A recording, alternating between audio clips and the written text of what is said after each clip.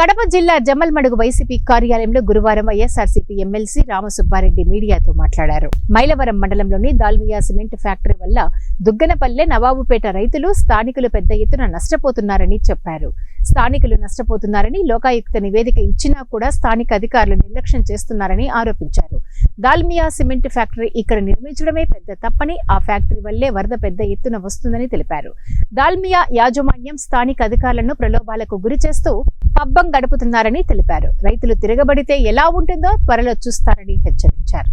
ఇక్కడ ఏ నష్టం కూడా జరగలేదని చెప్పి దాల్మియా యాజమాన్యం యొక్క ప్రలోభాలకు, ఒత్తిళ్లకు లోనై తప్పుడు రిపోర్ట్లు ఇస్తూ ఉన్నారు అని చెప్పి రైతులందరూ కూడా ఈ లోకాయుక్త దృష్టికి తీసుకుపోవడం జరిగింది.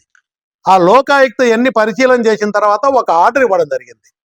అక్కడ ఏ భూములైతే ముంపుకు గురవుతున్నాయో అవన్నీ కూడా దాల్మియా యాజమాన్యంచే ల్యాండ్ ఎక్విజిషన్ యాక్ట్ కింద మార్కెట్ వాల్యూ ప్రకారము కొనుగోలు చేయాలా.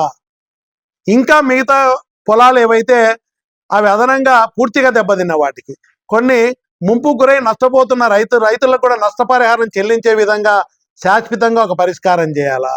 డస్ట్ వల్ల ఇబ్బంది పడుతున్నటువంటి పంట పొలాలను కూడా పరిశీలించి వాటికి కూడా శాశ్వతంగా నష్టపరిహారం చెల్లించే విధంగా ఒక పరిష్కారము.